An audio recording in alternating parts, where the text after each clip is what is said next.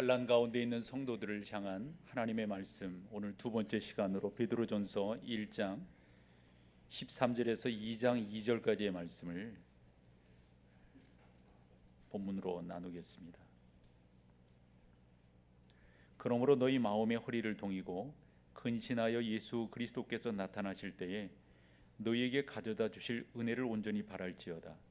너희가 순종하는 자식처럼 전에 알지 못할 때에 따르던 너희 사욕을 본받지 말고 오직 너희를 부르신 거룩한 이처럼 너희도 모든 행실에 거룩한 자가 되라. 기록되었으되 내가 거룩하니 너희도 거룩할지어다 하셨느니라.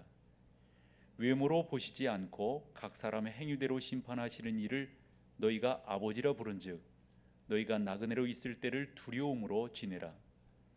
너희가 알거니와 너희 조상이 물려준 헛된 행실에서 대속함을 받은 것은 은이나 금같이 없어질 것으로 된 것이 아니요 오직 흠없고 점없는 어린 양 같은 그리스도의 보배로운 피로 된 것이니라. 그는 창세전부터 미리 알린 바 되시니나 이 말세에 너희를 위하여 나타내신 바 되었으니 너희는 그를 죽은 자 가운데서 살리시고 영광을 주신 하나님을 그리스도로 말미암아 믿는 자니 너희 믿음과 소망이 하나님께 있게 하셨느니라. 너희가 진리를 순종함으로 너희 영혼을 깨끗하게 하여 거짓이 없이 형제를 사랑하기에 이르렀으니 마음으로 뜨겁게 서로 사랑하라. 너희가 거듭난 것은 썩어질 씨로 된 것이 아니요 썩지 아니할 씨로 된 것이니 살아있고 항상 있는 하나님의 말씀으로 되었느니라. 그러므로 모든 육체는 풀과 같고 그 모든 영광은 풀의 꽃과 같으니 풀은 마르고 꽃은 떨어지되 오직 주의 말씀은 세세토록 있도다 하였으니 너희에게 전한 복음이 곧 이 말씀이라. 2장 1, 2절은 같이 합니다. 그러므로 모든 악독과 모든 기만과 외식과 시기와 모든 비방하는 말을 버리고 갓난 아이들처럼 순전하고 신령한 젖을 사모하라. 이는 그로 말미암아 너희로 구원에 이르게 자라게 하려 함이라. 아멘. 우리가 하나님의 뜻대로 사는 삶이라고 하는 주제로 베드로 전서를 상고하고 있습니다. 이유는 간단합니다. 이제 우리가 지금 그때처럼 힘들고 어려운 것은 아니지만 어느 정도 많이 이렇게 비교해 볼 수 있기 때문에 여러분들이 힘들고 어려운 세대를 살아간다고 하는 거 뭐 더 말할 이유가 있겠습니까? 그런 여러분들을 당시 베드로가 힘들고 어렵게 살아가는 성도들을 권면하고 또 위로하고 격려했던 말씀을 오늘이라고 하는 시간 속에서 여러분들에게 좀 더 접근해서 위로하고 격려하고 싶은 목사로서의 마음이 근본 시리즈 설교에 담겨 있다. 이렇게 여러분들이 이해해 주시면 감사하겠습니다. 아마 여러분 모두는 다라고 저는 생각하는데요. 예수 그리스도를 다 구주로 영접하신 분들이시라고 봅니다. 그래서 성경은 여러분들을 가르쳐서 새로운 피조물이다 이렇게 표현하고 있습니다. 새로운 피조물이라고 하는 것은 삶의 가치가 전도되었다라고 하는 것인데요. 예전에 육에 속한 사람이었다면 이제는 생명에 속한 사람으로 저 영혼에 속한 사람으로 살아가는 하나님의 사람이 되었다라고 하는 말일 겁니다. 그렇지만 우리의 삶을 뒤돌아보면 그렇게 점수를 높게 줄만 하지 않을 겁니다. 게다가 예수 그리스도를 믿었음에도 불구하고 변화된 나를 찾아보기보다는 옛날 모습과 거의 진배가 없는 나의 모습임을 발견할 때 여러분들이 내가 과연 새로운 피조물인가? 라는 질문과 의문이 더러 드시리라 생각을 합니다. 게다가 교회에서는 지속적으로 하나님의 사람들은 이렇게 살아야 된다. 성경을 믿는 사람들은 이러한 삶의 태도를 가져야 된다. 라고 가르치고 있는데 어찌 보면은 세상 속에 살아가면서 나의 삶이 사뭇 거리감을 느끼기 때문에 아마 여러분 가운데는 지속적으로 내가 새로운 피조물인가? 라는 질문을 던지지 않을까 생각을 합니다. 그도 그럴 것이 성경이 우리 가운데 교훈하는 것 중에 보면은 우리가 사는 세상은 두 가지가 공존하고 있다고 봅니다. 즉 빛의 세계와 어둠의 세계가 공존하고 있고요. 영의 세계와 육신의 세계가 공존하고 그 가운데 내가 포함되어져 있기 때문에 더러는 내 속에서 새로운 피조물인가? 나 정말 구원받은 사람이야? 혹자는 예수 믿으면 성인군자가 되어야 되는 것 아니에요? 라고 말을 하는데 거기에 내 나름대로 뭐 이렇게 유독이 답을 내놓을 게 없기 때문에 그렇습니다. 그러나 여러분은 분명히 새로운 피조물임에는 그건 누구도 부인할 수가 없습니다. 여러분들이 다 육에 속해 있을 때 바울이 에베소서 2장에 말한 것처럼 우리는 본질상 진노의 자녀이었는데 긍휼에 풍성하신 하나님께서 우리 가운데 그 큰 긍휼, 그 큰 사랑을 보여주신 거거든요. 하나님께서 오래전에 우리를 구원하시기로 작정을 하시고 당신의 독생자 외아들을 육신의 몸을 입은 상태로 이 땅에 보내주셔서 우리가 그의 보혈로 말미암아 구원함을 입어 새로운 피조물이 되었다고 하는 것에 대해서 아마 논의가 없으시리라고 생각을 합니다. 거기에는 더 다른 강론이 없다고 봐요. 그러나 내가 그런 하나님의 백성으로서 살아가고 있는 나인가 라는 것을 생각을 해볼 때 사뭇 우리의 삶은 높은 점수를 받기에 곤란하지 않느냐 하는 겁니다. 그러면서 목사로서 이런 생각도 해봐요. 왜 저 또한 마찬가지고요. 여러분들도 그렇다고 볼 때 왜 높은 점수를 못 받게 되는가?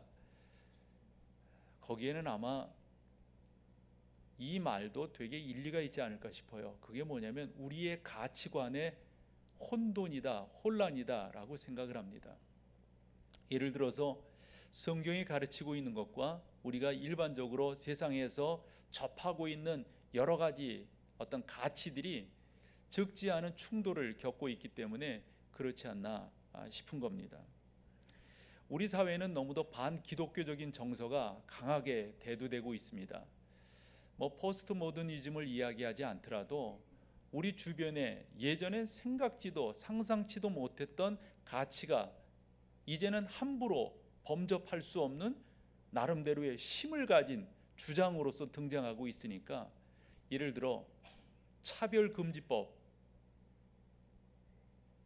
저는 이것도 그 안에는 중요한 요소들이 있습니다. 휴머니티한 내용들이 없지 않아 있어요. 그러나 독소 조항들이 그 가운데 있어요. 이런 부분에 대해서 기독교적 입장에서 어떻게 바라봐야 될 것인가? 근본에 저희 아이랑 이런저런 이야기를 나눌 때 자기가 학교에서 겪는 것들을 이야기를 하게 될 때 야, 정말 이게 심각하구나. 예를 들어 자기가 말하는 것에 대해서 자기의 지도 교수께서 좋아하시지 않는다는 거예요. 뭐를 좋아하지 않느냐 그랬더니 자기는 기독교적인 어떤 백그라운드에서 뭔 말을 하면은 선생님은 너 그렇게 말하지 말아라 이런다는 거예요. 예를 들어서 우리가 인류라는 말을 쓸 때 영어로 보면 mankind라는 표현을 쓰잖아요. 그러나 이제는 그 앞에 man이라고 하는 말을 쓰면은 안 된다는 거죠. 다른 표현을 써야 된다는 거예요. 우리가 일반적으로 남자, 여자 이렇게 말을 했지만 남자, 여자 이렇게 말을 하면 좋은 점수를 받을 수 없게 된다는 것이죠.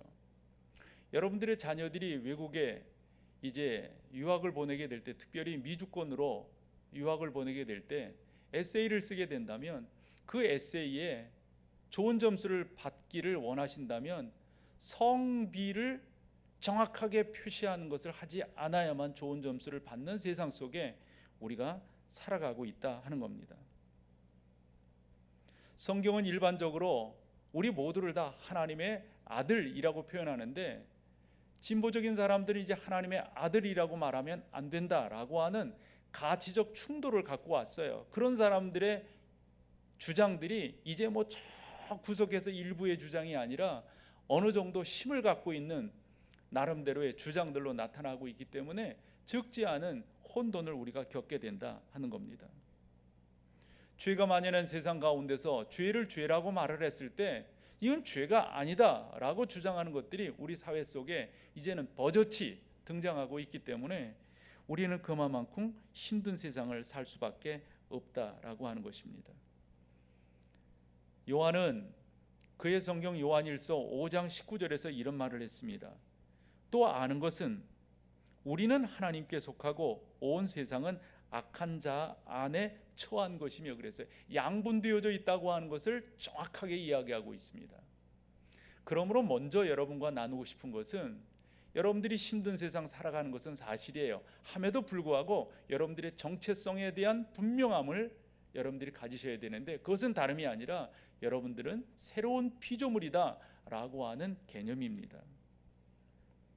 사단은 계속해서 너는 새로운 피조물 아니야, 너 뭐 한 거 없잖아, 너 옛날이나 지금이나 다른 게 뭐가 있냐, 이렇게 우리에게 따지고 들 겁니다. 네가 성경을 믿는다고 그러지만 성경이 너의 삶 속에 과연 나타나고 있어? 아니, 게다가 더더욱 힘든 것은 우리가 옳다고 생각하고 저거는 잘못된 것이야 라고 생각한 그쪽이 왠지 모르게 매력적으로 보이는 세상 가운데 우리는 살아가고 있습니다. 그러면서 사단은 그러는 거죠. 봐라, 여기가 훨씬 낫지 않아? 너 예수 믿고 뭐 새로운 피조물이니 그래서 너의 가치관을 주장하며 살아간다고 하는 게 너한테 뭐 난 게 있냐? 배고픔이, 추위가, 너의 삶이 뭐 좀 더 예수 믿는다고 나아진 게 뭐가 있어? 라고 말을 할 겁니다. 이 당시의 성도들이 그랬어요. 하나님을 믿는다고 하는 주 예수 그리스도가 나의 구주시라고 하는 이 분명함을 지키기 위해서 집을 떠났거든요. 당연히 직장도 없는 거죠. 지금처럼 추위 가운데 변변한 옷이 있었겠어요? 그래서 땅 속으로, 굴 속으로, 우리는 그것을 유적으로 요즘 보고 있습니다마는 그렇게 들어갔단 말이죠. 저는 그렇게 본 거예요. 지금 성도들도 대동소이하지 않는가. 아마도 그 겪는 고통의 질량에 있어서 조금의 차이는 있을 수 있을지 모르겠지만 아마도 여러분들도 동일한 아픔을 겪고 있지 않는가. 그런데 베드로는 그렇게 말하는 거예요. 뭐 안 됐다, 어떻게 하면 좋니, 이렇게 말하는 게 아니고요. 지난 시간 말한 것처럼 마치 병사들을 연병장에다 모아놓고 아주 대단한 용기 백비한 그 장군이요, 여러분 용기를 내셔야 됩니다, 사기 충천해야 우리가 이길 수가 있습니다, 뭐 이런 식으로 이야기하듯이 오늘 본문도 지속적으로 우리 가운데 강력하게 권면하고 있어요. 권장하고 있어요. 저는 이것이 옳다고 본 거예요. 그래서 이런저런 모습 가운데 힘들게 살아가는 여러분들인 것을 알지만은 그저 교회 와서 그냥 말랑말랑하게 말이죠, 그저 그냥 따뜻한 것으로만 여러분들을 매만져 줄 것이 아니라 저 또한 여러분들이 이와 같은 세상 속에서 어떻게 살아야 이게 옳은 것인가, 이것을 좀 더 베드로가 말한 것처럼 분명하게 여러분들에게 말해 드리고 싶은 거예요. 왜냐? 그것이 진짜 살 수 있는 것이기 때문에. 우리가 종종 예로 드는 것 중에 하나가 수술하는 것은 아픈 거지만 수술해야만 진짜 낫는 것 아니에요? 라는 자세로 오늘 여러분과 좀 말씀을 나누고 싶은데, 우리가 예수 그리스도 안에서 변화돼서 새로운 피조물이지만 나는 예전이나 지금이나 나예요. 그러나 다른 삶을 살아야 되는 것이 분명합니다. 그러면 어떻게 여러분들이 예수 그리스도 안에서 새로운 사람인 것을 증명할 것이냐 이거예요. 내가 어떻게 새로운 피조물이라고 하는 것을 내 스스로 자각하고 이 자각이 나의 삶의 에너지가 될 수 있게끔 할 것이냐, 이게 중요합니다. 아마 이 당시 성도들도 베드로에게 그런 질문을 하지 않았나 싶어요. 이 사실에 대해서 베드로가 한 말이 있어요. 그게 14, 15절에 기록이 되어져 있는데요, 같이 한번 읽어보실까요? 14, 15절 시작. 너희가 순종하는 자식처럼 전에 알지 못할 때에 따르던 너희의 사욕을 어찌요? 본받지. 그러면 어떻게 하라는 거예요? 본받지 말고 오직 너희를 부르신 거룩한 이처럼 너희도 모든 행실에 어떻게 해요? 거룩한 자가 되라. 여기서 거룩한 자가 되라, 이 되라라고 하는 말이 의미가 있어요. 기노마이라고 하는 단어가 여기에 쓰였거든요. 그 말인즉슨 점진적으로 발전해 간다라고 하는 거예요. 이런 거 있잖아요. 저축을 하다 보면 그 저축의 양이 쌓이게 되잖아요. 우리 어릴 때 뭐 그런 거 했었잖아요. 저금 통장에 넣어본다거나 내 통장, 그때 신기했었죠. 그래서 뭐 얼마씩 이렇게 학교 갈 때마다 저축하면서 그 액수가 늘어나는 것들을 경험해 보셨듯이 여러분들이 신앙생활을 하면서 그와 같은 것들을 해야 된다. 이걸 다르게 표현하면 훈련되어져야 한다, 이렇게 볼 수가 있어요. 여러분들이 이 세상에 살면서 영적 정체성을 놓치지 아니하고 승리하는 믿음 생활을 하시기를 소망한다면 훈련 받으셔야 됩니다. 어떤 훈련이요? 거룩한 자가 되는 훈련을 받으셔야 돼요. 여러분들이 이 세상 가운데서 그저 그렇게 살아가게끔 되어 있지 않아요. 여러분들은 거룩함으로 부르심을 입었어요. 이 세상은 육신의 소욕에 나름대로 상당 부분 그 가치적 전도가 되어져 있다라고 생각합니다. 어둠이 휩쓸고 있다고 봐요. 영적인 우리 입장에서 보면은. 그러한 가운데서 베드로가 하는 말은 뭐냐면, 여러분들이 그 가운데서 구별된 삶을 사셔야 되는데, 똑같은 여러분들이지만 여러분들이 다 이 땅에서 밥 먹고 살아가고 다 그렇게 살지만은, 그러나 여러분들은 구별된 삶을 살아야 된다. 어떻게 해요? 거룩한 자가 되는 거예요. 그 거룩한 자는 그냥 난 거룩한 자야, 나는 새로운 피조물이야 이른다고 되는 게 아니라니까요. 훈련 받으셔야 돼요. 훈련. 그 훈련 중에 훈련을 저는 예배라고 생각해요. 여러분들이 이 예배 가운데서 여러분들의 마음을 담는 거예요. 그래서 이 예배가 온전히 하나님을 찬양하는 거룩한 예배가 되도록 여러분 스스로가 그런 것들을 발전시켜 나가야 되겠죠. 더불어서 그 가운데 여러분들이 느낌이 있어야 돼요. 저는 감정이라고 하는 것은 믿을 수 없다고 생각하지만 감정은 중요한 통로라고 생각합니다. 어떻게 해요? 하나님이 나와 함께 하신다고 하는 것을 우리는 감각 기관을 통해서 경험하고 고백할 수 있게 되는 것이니까요. 시편 저자는 시편 84편 5절에서 이렇게 말을 했습니다. 주께 힘을 얻고 그 마음에 시온의 대로가 있는 자가 복이 있다, 이렇게 말을 했어요. 여러분들이 주님께로부터 힘을 얻으셔야 돼요. 그래서 그 힘이 시온의 대로, 이 시온이라고 하는 것은 이 이스라엘 한 지역, 예루살렘 그 지역을 말하는 거거든요. 그것을 구원이라고 그 당시 사람들은 바라보았어요. 근데 우리가 바라보는 시온은 거기가 시온이 아니죠. 하나님께서 함께 하시는 그 자리가 시온입니다. 다시금 말씀드리면 여러분들이 그렇게 점진적으로 작년보다는 올해가 나으셨어야 되지 않을까요? 올해보다는 내년이 나을 것이다 라고 하는 기대치가 여러분들의 신앙을 더더욱 만들어가야 되는 것이겠죠. 저는 시편 1편을 읽을 때 그 시편 저자가 말하려고 하는 것이 뭔지가 자꾸 와 닿습니다. 예를 들어서 1절에 보면 복 있는 사람은 어떤 사람인가 이렇게 말을 하잖아요. 그러면서 하는 말이 이렇게 안 하는 사람이 복이 있는 거래요. 그 안 하는 게 뭔가 봤더니 세 가지를 안 하는 거예요. 악인의 꾀를 쫓지 아니하고 죄인의 길에 서지 아니하고 오만한 자의 자리에 앉. 거기에 여러분 동사로 표현된 거 봐볼래요? 처음에는 쫓지 않는 거예요. 그 다음에 서지 않는 거예요. 그 다음에 뭐예요? 죄는 있잖아요. 이런 점진성을 가지고 있어요. 왜 그런 것들을 말씀을 드리냐면 여러분들이 영적으로 그렇게 훈련되어져 가셔야 돼요. 훈련되어져 가셔야 돼요.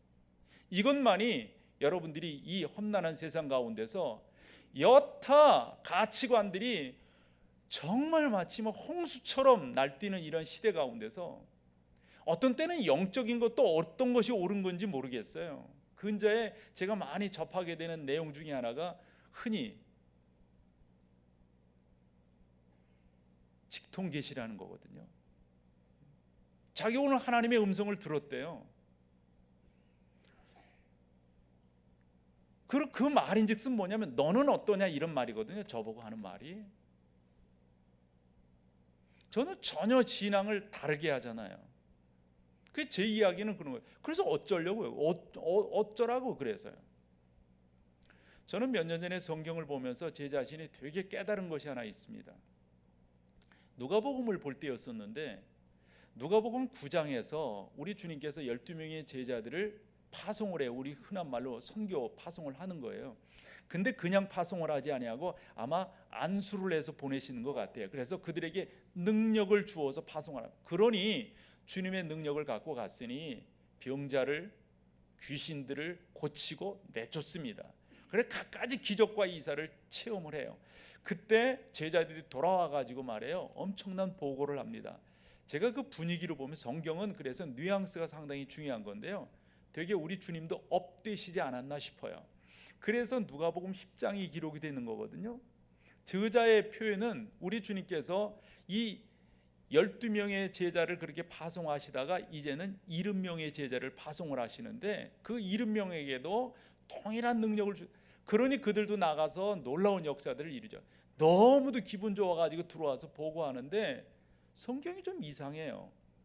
9장에서의 분위기, 우리 주님의 모습이 아니에요. 저는 업됐다는 표현을 썼잖아요. 주님께 좀 경솔한 표현인지는 몰라도, 근데 여기서는 우리 주님이 너무 냉정하세요.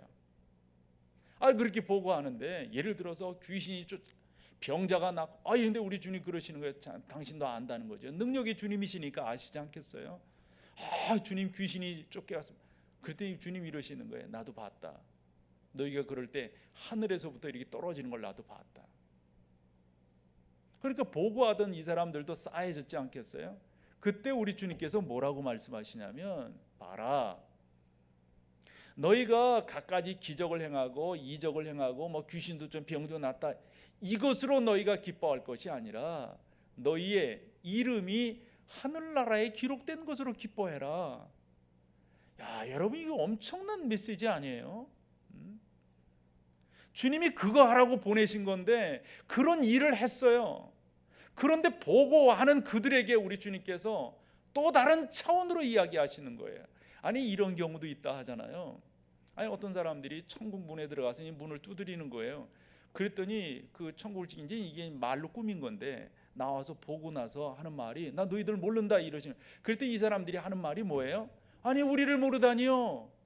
우리가 저 세상에 있을 때 선지자 노릇들 하고, 저 세상에 있을 때 갖가지 이적도 행하고, 저 세상에 있을 때 주님의 이름으로 이런 일들도 했는데 우리를 모르신다니요. 그럴 때 천국의 문이 딱 닫히면서 외치는 음성이 있기를 뭐라고요?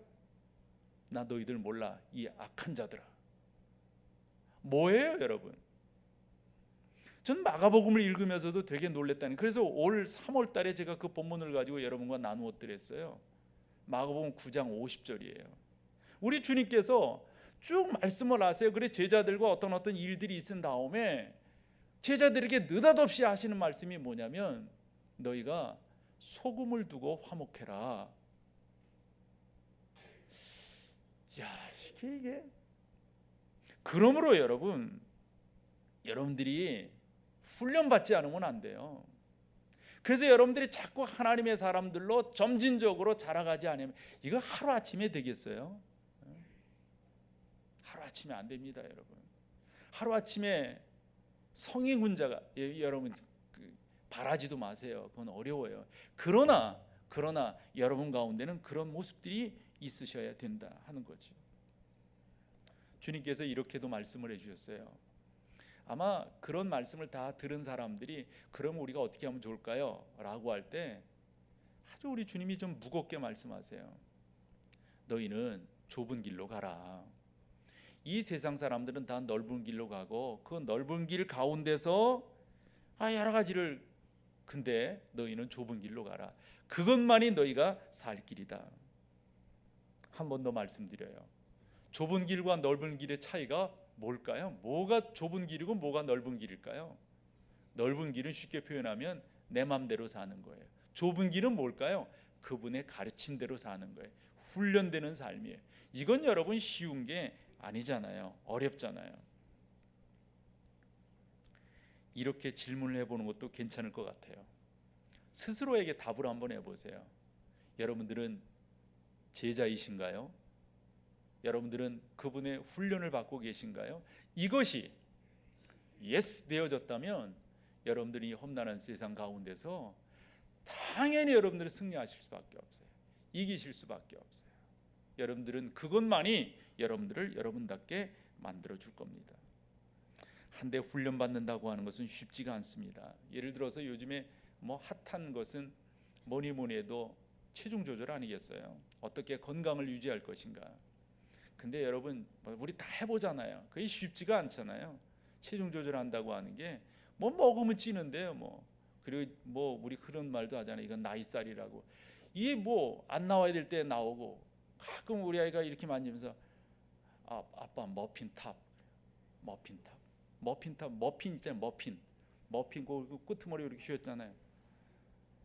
손 떼어 존말할 때 어떻게 하겠어요? 그게 생기는 걸. 어떻게 하겠어요? 그래가지고 빼보려고만, 그게 마음대로 돼요? 여러분, 사단은요 지속적으로 우리에게 그렇게 도전해와요. 그래서 이걸 너무 잘 아는 이 베드로가 13절을 그래서 쓴 거예요. 13절 같이 한번 읽어봐봐요. 시작. 그러므로 너희 마음의 허리를 동이고 근신하여 예수 그리스도께서 나타나실 때 너희에게 가져다 주실 은혜를, 아주 중요한 게 뭐냐면요, 마음을 동이는 거예요. 여기서 동인다라고 하는 말, 근데 뭐 더 이상 설명이 필요할까요? 여러분 다 아시죠? 이거 훈련해야 돼요. 훈련하지 않으면 안 돼요. 이 훈련을 하는데 여러분 그냥 훈련하는 것이 아니라 성경에 보면 방식이 있어요. 그 방식들을 여러 가지로 말씀을 해줘요. 첫 번째 여러분들이 기억하실 게 뭐냐면, 여러분들이 자꾸 영적인 훈련을 해서 그 안에 성령으로 충만케 하지 아니하면 여러분 어려워져요. 무서워져요. 이거 한번 읽어봐요. 마태복음 12장 44절 45절 우리 주님께서 해주신 말씀인데요. 이에 이르되 내가 나온 내 집으로 돌아가리라 하고, 여기서 이게 누가 말하는 거냐면 악한 영이 말하는 거예요. 이 양반이 이제 이 대상자가 이제 신앙생활을 잘하면서 쫓아낸 것 같아요. 그래서 돌아가리라 하고 와 봤더니 그 집이 잘, 그래서 쫓겨났어요. 악한 것들이 다 쫓겨나가지고 잘. 근데 이 가운데 저 빈 곳에 악한 세력, 어둠의 세력, 육신의 생각들이 빈 이곳에 주님의 것들로 훈련돼서 잘 채워야 되는데 채우지 않으니까 45절 와봐요. 어떤 일이 벌어지는가? 같이 읽어봐 보세요. 시작. 이에 가서 저보다 더 악한 귀신 7을 데리고 들어가서 거하니 그 사람이 나중 형편이 어때요? 전보다 더욱 심하게 되었다. 이 악한 세대가 또한 이렇게 되리라. 우리가 한 번도 훈련되지 아니하면 이렇게 될 수밖에 없다고 하는 거. 그러면서 요 말, 그러니까 여러분 내가 그런 것들을 할 의지가 생기는 것은 내가 누구인가에 대한 정체성이 분명할 때예요. 그래서 여러분들은 새로운 피조물이세요. 그 마크 트웨인이라고 하는 사람의 그 소설을 여러분들이 아시죠? 왕자와 거지, 그거 아시잖아요. 그 헨리 8세 그 내용, 그 백그라운드가 된 거 아시잖아요. 여러분들이 이 세상에 어찌 보면 거지처럼 살아갈 수가 있어요. 그러나 여러분들은 여러분들의 정체성을 놓치지 마셔야 돼요. 마지막에 그 거지가 왕자라는 게 바뀌게 되면서 그 거지가 왕자 옷 입고 있다가 자기가 왕위에 계승하려고 그러잖아요. 그런데 이 거지 모습이었던 이 왕자가 내가 진짜 왕자라고, 내가 진짜 왕위를 계승할 거라고 그때 묻잖아요. 내가 어떻게 네가 왕자라고, 얼굴도 비슷하게 생겼어요. 어떻게 내가 왕자라고 하는 것을 증명할 수가 있느냐? 이럴 때 여러분 뭐였죠? 옥쇠가 어디가 있는지 잘 모를 그때 이 거지로 살아왔던 진짜 왕자잖아요. 이 사람이 그걸 알아내요. 여러분들은 천국이 어딘지에 대해서, 하나님의 말씀이 얼마나 사실인 것인가에 대해서 여러분은 확실히 알아요. 사랑하는 여러분, 이 험난한 세대 가운데서 여러분들이 그렇게 하시되, 그렇다면 이렇게 또 이야기를 끌어가 볼게요. 그렇다면 여러분들이 하나님의 사람인지 아닌지, 아니 하나님의 사람이에요. 그러나 어느 정도 하나님의 사람인지를 여러분들이 좀 더 시험해 보셔야 돼요. 체크해 보셔야 돼요. 뭘로? 세 가지를 말씀을 드려볼게요. 그 첫 번째는 22절이에요. 같이 한번 읽어보실까요? 22절 시작. 너희가 진리를 순종함으로 너희 영혼을 깨끗하게 하여 거짓이 없이 형제를 사랑하기에 이르렀으니 뭐라고요? 마음으로. 그러니까 여러분들이 여러분 옆에 있는 사람들을 뜨겁게 사랑하는가, 이게 쉬운 게 아닙니다. 이게 진짜. 근데 여기서 사랑한다고 하는 말이 좀 우리 가운데서는 좀 재해석돼요. 그래서 사랑을 대체하는, 사랑을 보완하는 여러 표현들이 있는데 저는 이게 참 좋은 것 같아요. 존중하는 거예요. 존중하는 거. 옆에 있는 여러분들의 지체들을 존중하신다면 여러분들은 하나님의 사람으로 온전히 뒤어져 가는 거죠. 그러면 또 질문을 해봐요. 왜 존중해야 돼요? 그 인간을 왜 존중해야 돼요? 되게 기분 나쁜데. 중요한 건 있잖아요. 중요한 건 우리가 예수 그리스도의 보혈로 말미암아 구속함을 받았기 때문입니다. 그리고 우리 주님 말씀하셨어요. 요한복음 13장 34, 5절 같이 한번 읽어봐봐요. 시작. 새 계명을 너희에게 주노니 서로 사랑하라. 내가 너희를 사랑한 것 같이 너희도 서로. 여러분 여기서 사랑은 그냥 일반적인 우리가 저는 그래서 존중이라 내가 너희를 존중히 여긴 것처럼 너희도 그렇게 해라. 그다음에 다음 절 5절 같이요. 시작. 너희가 서로 사랑하면 이로써 모든 사람이 너희가 아멘. 제 학교 때 공부하면서 그 초대교회사 그 시간이 기억이 나요. 그때 이제 어떤 사람이 이제 예수 안 믿는 사람이에요. 예수 믿는 사람들이 제대로 하는가라고 하는 것을 보기 위해서 그 공동체 안에 들어갔어요. 그 안에 들어가가지고 잘못된 것들을 이제 지적하려고 그랬죠.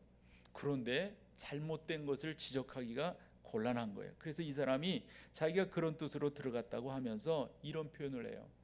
그들이 얼마나 서로 사랑하는지를 나는 볼 수 있었다. 그들은 너무도 사랑한다 라고 썼습니다.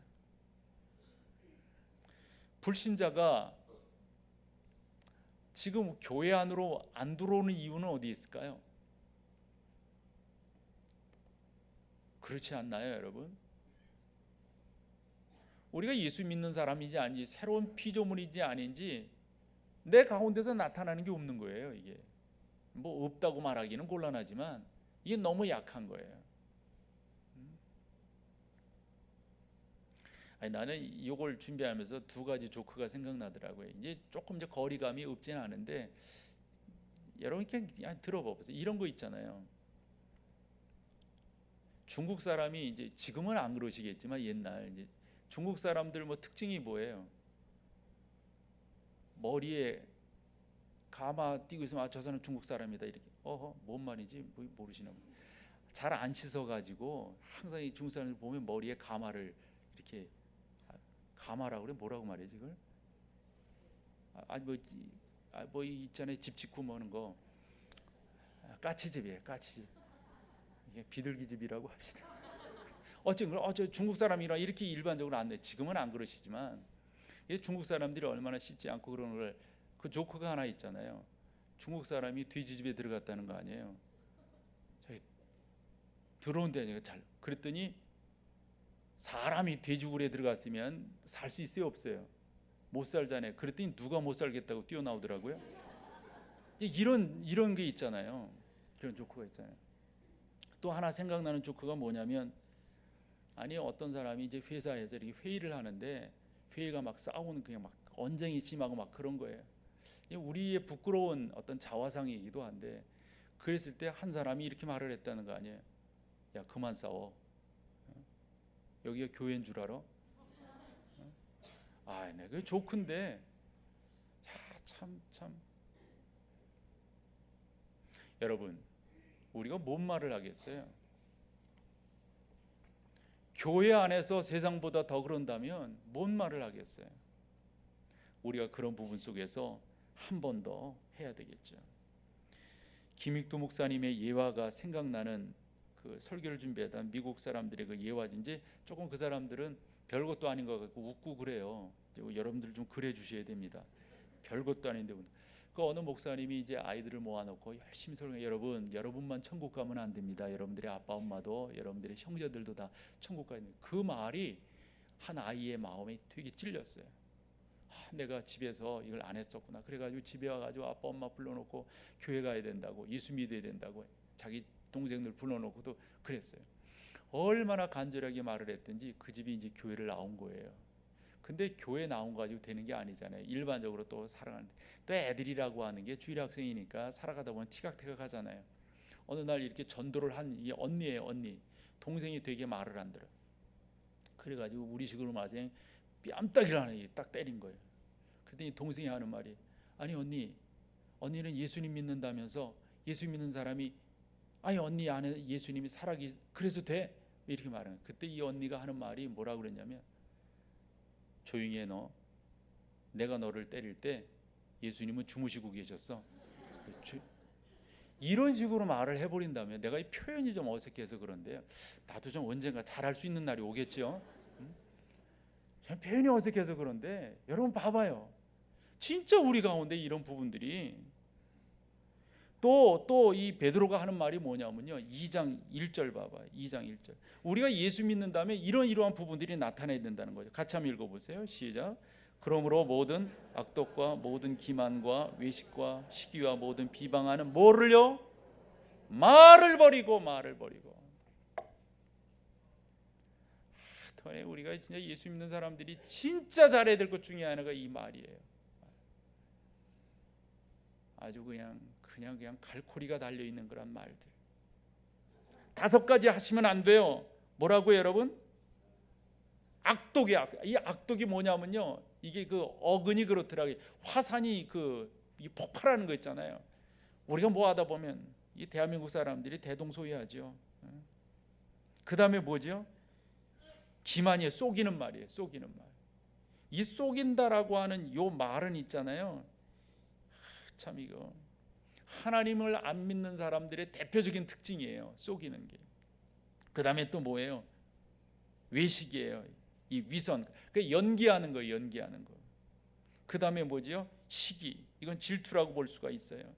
근데 여러분, 이 시기라고 하는 요 말을 있잖아요. 로마서 1장을 보면 하나님을 믿는 사람과 하나님께서 버린 사람들, 내버려 두는 사람들의 특징이 있는데, 그 내버려 두는 사람들의 그 특징이 여러 가지 그런 사람들의 그 죄악된 모습들이 쭉 기록이 돼요. 그 기록된 가운데 독특한 게 뭐냐면 이런 거예요. 여기서 그 말하고 있는 시기예요. 시기. 지속적으로 시기하는 거죠. 그 다음에 비난하는 거, 험담하는 거 있잖아요. 하여튼 우리가 이거 저는 언젠가 그 십계명을 이렇게 연구하는데 그 십계명에 여러분 10번째가 뭐예요? 거짓 증거하지 말아라 이거예요. 거짓 증거. 그 거짓 증거하지 말아라. 십계명이 알긴 아세요? 11계명은 아시죠? 근데 십계명은 잘 몰라요. 11계명은 아시더라고요. 되게. 들키지 말아라. 12계명은 들킬 때 안 했다고 발뺌을 빼라.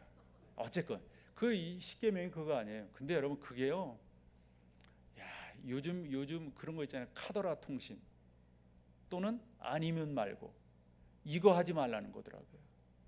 와, 내가 그거 공부하면서 그거 깨닫고요. 우리 하나님께서 얼마나 정확하신 분인지. 우리 주님께서 마태복음 12장 34절, 누가복음 6장 45절에 그렇게 말을 했어요. 뭐냐? 너희 안에 있는 것이 입으로 나오게 되어져 있다. 만약 여러분들이 하나님의 구원받은 새로운 피조물이라고 한다면, 하나님의 분명한 자녀들이라고 한다면 이런 것들이 나올 수 있겠어요? 또 하나의 여러분들이 새로운 피조물로서의 특징은 뭐냐면 하나님의 말씀이 사모되어지는 거예요. 사모돼요. 자꾸 읽으려고 그러는 거예요. 그건 더 이상 설명하지 않을게요. 더 뭐가 필요하겠어요, 여러분? 자꾸 하나님의 말씀이 여러분 가운데 읽어지려고 하는 거, 성경이 자꾸 가까워지려고 하는 거. 그래서 여러분, 우리가 일반적으로 그 농도는 사뭇 다를 거예요. 이 초대교회 때 우리에겐 뭐 다 자유가 있잖아요. 신앙생활할 뭐 직장을 잃어요, 뭐를 해요. 지금 뭐 우리가 무슨 전제군주 시대예요, 무슨 공산당 시대예요. 그런 데가 아니잖아요. 마음껏 여러분들이 신앙생활을 할 수 있는데, 왠지 요즘 세상이야말로 가치적 혼돈이 신앙을 가진 여러분들을 힘들게 하더라는 거예요. 그래서 여러분들이 첫 번째로 훈련 받으셔야 돼요. 왜 훈련 받아야 돼요? 여러분들이 예수 그리스도의 보배로운 피로 구속함을 입었기 때문에 그냥 있으시면 안 돼요. 그렇게 훈련받은 여러분들이라고 하면 3가지 특징이 나타나셔야 돼요. 내 가운데 사랑함이 있느냐, 상대방을 존중해 주느냐 하는 거예요. 내 가운데 2장 1절처럼 말하는 것에 대해서 내가 할 수가 있느냐. 그런 말 하면 안 되는 거거든요. 그런 말. 한 가지 더, 여러분 가운데 성경이 사모되어지느냐. 이렇게 여러분들이 되어진다면 아무리 세상이 힘들고 험난하고 어렵고 그렇다 할지라도 여러분 다 잘 이겨내고 견뎌내실 수 있지 않겠어요?